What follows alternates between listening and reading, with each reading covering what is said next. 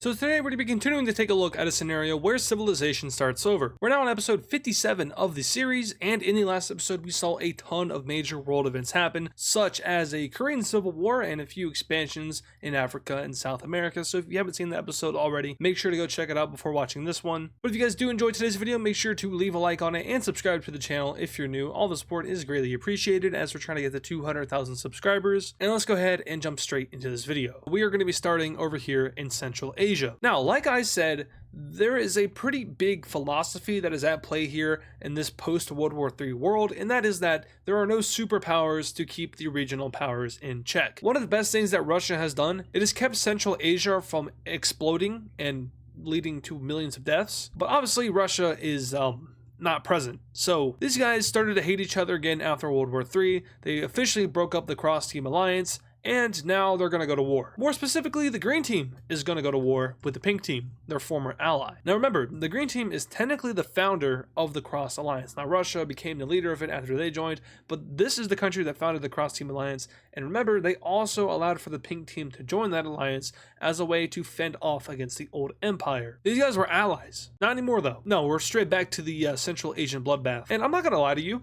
I'm not going to sit here and lie. This country, the pink team, is extremely weak. They didn't contribute anything really in World War III. They were just kind of like a buffer zone if needed. And they're only really good for their resources. They don't have a lot of people living there. Their economy is trash. Right now, the green team is focusing in on the area of which the lime team, they weren't really lime. They were like a tealish country, but they used to exist right here, and then they got formed up into the pink team. So they're focusing on their old lands right now, but eventually, of course, they will make their way over to the capital of the pink team and take it with relative ease. And as you can see, most of their population area is already under their control. They will go ahead and spout out and take this major city though, which will officially cause the pink team to surrender over to the green team. Have you guys ever wondered what the oldest border on this map is? Like, I sometimes wonder, like, what is the oldest border? Like, what's the most longest lasting border? It changes so much that I don't honestly think that there is one, because the old empire really messed it up over here. It's honestly probably the border between India and this country. I wouldn't account for anything over here. Maybe the border between France and the brown team. Honestly curious. If one of you guys want to do research, now please don't waste too much time on this, but go back and try to see what the oldest border in the world is and compare it to this map. Let me know in the comments. But like I said, let's take a look at this peace treaty. And in this peace treaty here, we have the pink team losing all of its valuable land over to the green team as they annex all of this territory. They also annex the pink team's capital city, meaning that they're going to go ahead and have to find a new one. Luckily, they have a few options, and they will choose the one that is furthest away from the green team's border. And now taking a look at the green team, we can see that they have become quite large. In fact, they're probably one of the larger countries in the world. That is when you're considering how many countries there really are. But yeah, they've definitely gone back and started to reclaim a lot of their previous land. Now, it did wrap all the way around the Caspian Sea into Caucasia. They were like a complete Caspian empire at one point, but they were forced out here to the east, and then they kind of regrouped back down, and when the old empire fell, this thing kind of took off. But yeah, once again, without a superpower to keep them in check, they are just going to keep expanding. They are a fascist country at this point. That is official now. I don't know if I've said that already, but the green team is now officially a fascist ideology. They are under a dictatorship, and they are thinking about joining the Parallelogram Alliance. However, they have no commitment just yet, so something to watch and keep in mind. Now, on the topic of the Parallelogram Alliance, they are going to come together and they're going to do a jumping of Egypt. This country just got its independence from the old empire a few episodes ago. Unfortunately for them, they are a democratic country. They don't have any elections anytime soon, and the fascists are hungry, so they're going to get invaded by all of them. All three fascist countries in this area are invading. And I could spare you the details, but I don't think you guys want me to. I think you guys kind of like this weird fascist expansionism that's happening in the series right now. Kind of concerning. But hey, who am I to judge? I'm going to judge you. Anyway, the gold team will continue its expansion into Egypt. They are the primary invader here.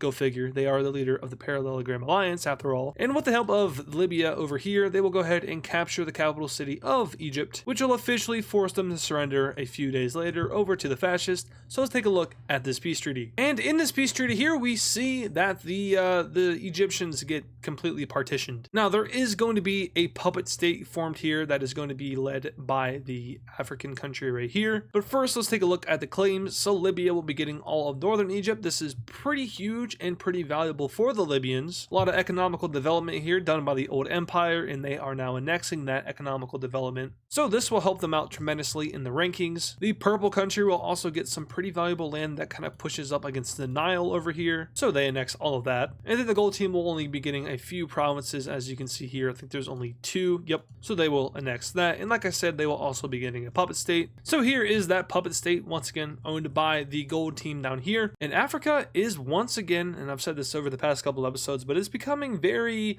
divided between North and South. The fascists are gaining a lot of ground up here, whereas the rest of the non-fascists down here in the South, they have just been kind of chilling in their economical union. It's also important to note that at this very time, every single African nation is aligned in some way. There is the Star Economical Alliance and there is the Triangle Economical Alliance. Not a single nation in Africa is not a part of some kind of economical alliance, meaning that this continent is currently ruled by 2 currencies, which is very interesting to think about. No other continent has this level of, I guess, unity, if you want to call it that, except for maybe North America, but even then, it's only northern North America. So Africa, congratulations, you're doing something that a lot of the rest of the world is not. But anyway, it's time to jump up here to Russia, because this HRE thing is getting a new member. Remember, we talked about this in the last episode, but Russia is essentially doing its own version of the Holy Roman Empire, just in a Wixo sense, and even in a modern day sense. It's probably around 2011 at this point. I'm 5 years old in this series, maybe 6 depending on what time of year it is. A few countries in the Mesopotamia area are a little bit worried about the Green Team and their, what appears to be an inevitable expansion into the center of Mesopotamia. Now, the capital region is protected by 4 major powers, being of course India, the brown team, Norway, and China. Those are all countries within the top 10. Norway is, I think, number 7 is what I put it at in the power rankings a couple episodes ago. But the other 3 are all top 4 powers. So the green team isn't getting into the core of Mesopotamia anytime soon. And it's important to remember that this right here, this is the red team. It's just divided up right now and occupied by 4 nations. So I do want to say that there is a very real possibility that we see the return of the red team in the future once these guys stop occupying this core territory. But until something can knock them off of it, that's probably not going to happen for a little bit. But the green team, they basically want to go into Mesopotamia and take over it. They don't want an old empire to ever come back. They want to keep this regional power that they have acquired. They are the 10th strongest country in the world after all, and they don't want anyone telling them that they can't be the 10th strongest. Now, the only country that really rivals them in their respective area is India, and they are still separated by the orange country. And I guess you could say like the red team could rival them, but the red team, they look big, but they really aren't that strong. Aside from that, your next closest, strongest country is actually probably China, and then the gold team, but these guys are both fascist. And we know that there are existing diplomatic talks between these two. So these guys don't have a leash at all. They could kind of go crazy. Because instead of focusing on this, we're going to focus on another green country, the Greeks. The Greeks have done something that no other country at this point has done. They have made the communist and fascist ideology illegal in their country, meaning that there are no radical ideologies that anyone can get elected by. There is only democracy. And of course, democracy has different types of forms. There's different political parties under democracy, and those are the only kind of political parties that are allowed within Greece. And this has a mixed reaction amongst the public, because why are you limiting our liberties? But the public of Greece is also pretty smart. They can see how fascism is working across the world, and quite frankly, they don't like it. So Greece is a beacon of democracy over here in the Balkan Peninsula. And this will inspire a few other countries, such as China. China is very similar to Greece. They are also a beacon of democracy over here in the East. They had a very large part in World War II in the decolonization of the world to an extent. They were kind of hypocritical at some points, but we'll ignore that. They are a very long-lasting democracy, and it is at this point in China that they make other radical ideological parties illegal, so no communism and no fascism in China are allowed, and this receives a lot of support within China. Overall, the citizens are pretty much in support of it, so there's no issues, no road bumps. And while this is all good and dandy for China, an unfortunate event happens over here with their allies on the red and the orange team. They join the Economical Alliance of India. Now remember, there was some distance growing between these two after World War III, with all that happened with China and them pulling out of the war. And those relations still haven't necessarily been mended. They're still not really on great terms. They're still allies, but kind of like how the US is dealing with their allies in real life. The relations are strained. Not gone, but just strained. But them joining up in this economical alliance with India, who you could consider a regional rival to China, is kind of a big blow for them. They also don't have their friend to the south. They lost all their influence in South Asia other than the Philippines, which they still do hold on to for now. And now they just are starting to kind of lose ground over here. They haven't completely lost their allies. They're still in this military alliance, but they are starting to grow apart. India is starting to pull them in to their influence. There's an overlapping influence battle happening between India and China. And while it doesn't strain like diplomacy between the two, there's no like hostilities between them, it does kind of lead to this regional influence war. Not an actual conventional war, that's just terminology. So China is going to need to exert its influence somewhere else if it wants to remain relevant, and there are a few areas of opportunity for that, like the new Korean country, this democratic one right here. I mean, you could probably get them to join your alliance pretty easily. There is the seafoam green country, but you invaded them not too long ago, so maybe don't go after them. Japan is completely unaligned, so there's definitely room for opportunity, but we're not focused on that today. Instead, we're focusing over here, back to Greece. Hey, this guy right here, they did some expansion, but guess what? They have officially come out and announced themselves as fascist. Lovely. Fascism is still extremely popular in this world and is still growing popular, and now another country has fallen to the ideology. They already expanded in the previous episode. I don't remember which one. But guess what? They're doing it again. Their justification for this one is that, well, the green people deserve it. That's why. I mean, what other justification do you need? Let's just invade these guys. And their invasion is going pretty well. They are heading straight towards their capital city. They move out from over here. In this country, we'll call for help for someone to come and save them. And someone actually does answer this call. It's Greece. Greece answers the call. Greece just banned fascism within their country. And now they're going out on a pretty base conquest to destroy fascism in the region. The next closest fascist country to Greece is Libya, but they are separated by the Mediterranean Sea. They do border communists, but the communists thus far haven't really gone super expansionist, so there isn't too much hate for them. But these guys, I mean, they got caught in the act, so here comes the Greeks. And the Greeks, they don't really fight wars very well. The last time they did, they got steamrolled by the old empire. That wasn't necessarily their fault, though. Their allies kind of sold them out. Here, though, they catch the Anatolians by surprise, and they do manage to capture the capital of this light green country, but the Greeks manage to capture their capital. And all of a sudden, this whole fascism idea, which is very newly found in Anatolia, is extremely unpopular with the public because we just lost our capital city and tons of valuable coastal area that was very well developed by the old empire. And the Greeks are continuing to move down and around, getting into our core province area, near the front line. Hey, why aren't you fighting back? You just lost another major city. What are we doing here? There goes another one. All right. Oh, our government's incompetent. Oh, don't tell me our military is incompetent too. Oh no. So yeah, this thing was very flashy, but it's not strong at all. It was blessed with a great economy. It just doesn't know how to use it, and the leaders of this country proved to be very stupid, because how do you fumble this? Literally, the only reason they're losing right now is because their leaders suck. Otherwise, they would have capitulated the other country by now and would have been able to fend off the Greeks to an extent. But yeah, their government is overthrown very quickly, and well, they surrender. So let's take a look at this peace treaty. And no, Greece is not going to uphold its democratic values or liberal values. They're going to take land. They want to basically enforce a lesson upon the people of this country. Don't let fascists get into power. And in this peace treaty here, we can see that the Anatolian country is, well, they're basically destroyed. It isn't a good peace treaty for them at all, and they're gonna lose a ton of land. Greece will annex all of this, including their capital city. This is kind of the lesson they're trying to teach them, like, hey, look what happened. The Lime team over here, they'll basically just get freed. They don't get anything, nothing land-wise. But we do see the reestablishment of this country, which is annexed by the Anatolian country a few episodes ago. So they are back. And I guess you could say that life is good in this part of the world again. Greece has officially gotten rid of fascism in Anatolia, and they're extremely weak. They don't even have a capital city. I'll fix that real quick though. But they are a democratic power now, and they do still hold on to Crete. I know some people do find this very important, but yes, the Crete nation does still exist. It's this. I made sure not to get rid of Crete. Also, something very interesting. You can see like all the different countries that have ruled over this. Like you see the purple from the old empire,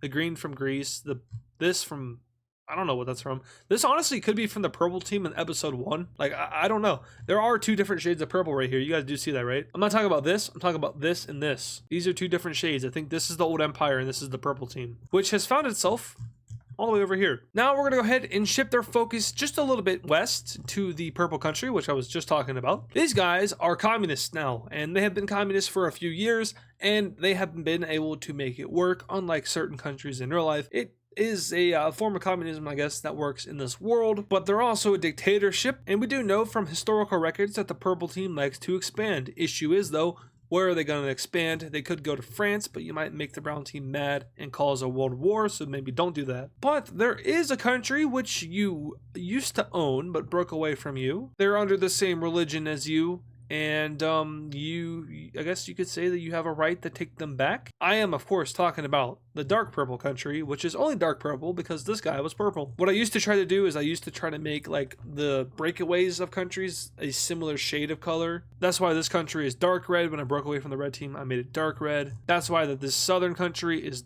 like a darker shade of this gray, or is this beige? That's why the two African Union countries were similar colors, and so on and so forth. I think you guys get the point. But these guys are building up a little navy that's going way over here. And the dark purple country is a democratic power. They have been for quite a long time. They were a major player in World War II, and they're old. They're very old. But the purple country is even older. Now, there was a defensive pact that existed, or actually it was an alliance that existed between the French and the dark purple. However, that was broken by the brown team. Actually, it might have been, who broke that actually? I forgot who actually broke that. But I remember that the relations between these two countries were severed by way of negotiation. I think the old empire actually had something to do with it. They're still friendly, but they're just not allies, meaning that the French country wouldn't come to the aid of the dark purple country if something like this were to start to happen, where these islands all of a sudden aren't under your control. And then all of a sudden you see that there's a few boats that are landing troops in your country. And these troops are charging out very ferociously and expanding across your countryside, eventually taking yet another major city. And maybe you should mobilize your military against this. But oh wait, the dark purple country enjoys friendly relations with all the countries it surrounds, so it doesn't really think that it needs a military that's very strong. On top of that, they also don't have that great of an economy. And with that small military, you can't really build up on it because once again, you don't have a great economy. And all of a sudden, you're being invaded by a foreign power when you didn't think this would ever happen because you try to be friendly with each other. Long story short, never trust another country because they will defect upon you. And now your capital city is being sieged while people in your countryside are being starved. This is brutal. Why don't we go ahead and just surrender? But wait, here come the French. Now, I did say that they weren't holding an alliance with each other. They weren't necessarily allies anymore, but the French people spoke up to their government. They called for the liberation of their former ally, and not only that, but they called for war against the purple team. And since this is a defensive war on the side of the dark purple team, this does not activate the square alliance. French is playing the role of a defender, and the purple team is the attacker. So this is just a one-on-one war. The French will do a pretty good job at liberating major areas of the dark purple team. However, when they get to the coastal areas, that is where they struggle. And unfortunately for the French, this is just a matter of timing. Sure, you did all of this against the purple team. That's because they were refocusing their military campaign against you. And here they come. A very large campaign across the mountains is made by the purple team. This is very crappy for them, but they do it all while fighting back against the dark purple team too. Eventually they take the French coast, which makes France French toast. In comes the Italians, or I guess the Romans, whatever you want to call them. I don't really know what to call these guys. I'm just going to call them Rome because that's kind of cool. And their capital city, I know that's not where Rome is at. Rome is right here, but ignore it. Okay, I know. The Romans continue their pursuit of the French capital city, taking one of the twin cities located in central France. They also finally take the capital of the dark purple team, making them surrender. And all of a sudden, France is fighting a war that they don't need to be fighting. So they also leave the war and settle down with peace negotiations with the Romans. So let's take a look at this peace treaty. And in this peace treaty here, we have a pretty interesting thing happening here. So France loses land, but they also gain land, and the purple team gets a lot of land, and the dark purple team ceases to exist, unfortunately. So let's go ahead and wipe that smile / capital city off of your face. The purple team will annex all of its claimed lands from both France and the dark purple team, including these islands down here. These are pretty important. And France will be annexing the remainder of the dark purple team that wasn't annexed by the Romans. They didn't want this land, and it's not sustainable enough to survive on its own, so it will become one with France. And our new map of Western Europe, which doesn't change very often, is now looking something like this. Now, France is, well, they feel a little stupid about how this war went. There were a lot of stupid decisions made in today's episode, I feel. Not only did they get kicked out of some of their own land by the purple team, but they also lost an ally that wasn't an ally, but they were still close. They were kind of friends. It was a secret bromance. That's really what it was. But now their, I guess, enemy, now I guess you could say, is right on their border, cutting them off from the Mediterranean. That hurts. The brown team's looking at you like you're stupid. They're very mad about the events. They could have gotten involved, but of course they don't want to start World War IV, so they didn't. But your lapdog's been acting up, so maybe you should keep a shorter leash on it, brown team. We'll see how this interesting relationship between these three countries evolves over the next couple of episodes, but I do want to say that there is something worth noting here, and it could have some pretty dire effects. Anyway, that is going to do it for today's episode of What If Civilization Started Over. This is my third Wixo pre-recorded video that I've recorded in a row. I've been doing this since, I think, 1 in the morning. It's currently 4 in the morning. Actually, no, I've been doing this since 12 in the morning. Wow. I got a few more of these to record. I said I recorded 3 so far. That means I still have 16 more videos to record. Let's go. I just want to give you guys a quick little Easter egg tip. You can see the batches of videos that I record per day by the clothes that I'm wearing. So I've been wearing this hat in the past 4 Wixo videos. That's because they were all recorded on the same day. But tomorrow, hopefully, obviously, I'm definitely going to be wearing different clothes tomorrow. And I also like to change up the hat sometimes because it gets boring looking at the same hat. So yeah, I'll look completely different in the next batch of Wixo videos over the next couple of weeks. And then it'll change again, and then eventually I'll be home. So anyway, like I said, that does it for today's video. Sorry for talking about random stuff at the end there. And I'll see you all in the next video. And of course, thank you to all our super fans. This includes Serminator, Hyper, King Cheese, Freezioid, Big Red Plays, Laser Tase, Nevada Garbage Trucks, Pablo Sigma Cat, Death Strider X, Hammer Toad 45, Connor the Gamer, CTG on YT, Johnny XX7, and DW Cool Dude. Once again, thank you guys.